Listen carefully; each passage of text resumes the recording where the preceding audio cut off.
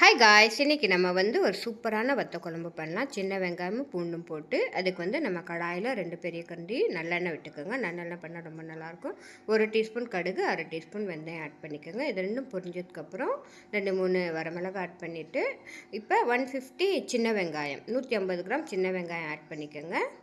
இப்போ ஒரு 50 கிராம் பூண்டு ஆட் பண்ணிக்கணும். உரித்து நீட்டாக க்ளீன் பண்ணி வச்சுக்கோங்க. அதுக்கப்புறம் 1 டேபிள் ஸ்பூன் உப்பு ஆட் பண்ணிக்கலாம்.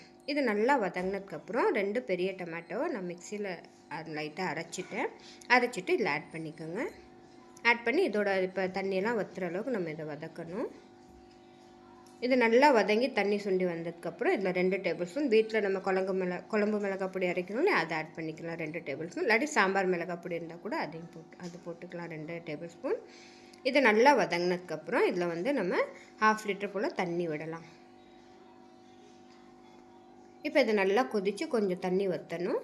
இந்த டைமில் நம்ம ஒரு லெமன் சைஸில் புளி ஆட் பண்ணிக்கணும். அதை கரைச்சிட்டு அதுக்கப்புறம் இது நல்லா கொதி இன்னும் கொஞ்சம் வற்றினதுக்கப்புறம் 1 டேபிள் ஸ்பூன் நம்ம வெல்லம் இல்லாட்டி நாட்டு சர்க்கரை இதை ஆட் பண்ணி இது நல்லா கொதி நல்லா கொஞ்சம் வற்றினதுக்கப்புறம் நம்ம ஆஃப் பண்ணி சூடான சாதத்தில் போட்டு சாப்பிட்டோன்னா ஆஹா சூப்பராக இருக்கும். அருமையான டேஸ்ட்டோடு நமக்கு நிறைய சாப்பிட தோணும். அந்தளவுக்கு சூப்பராக இருக்கும். இது 2 3 நாள் வச்சு கூட நம்ம சாப்பிட்லாம். அவ்வளோ டேஸ்டியாக இருக்கும். கண்டிப்பாக ட்ரை பண்ணுங்கள்.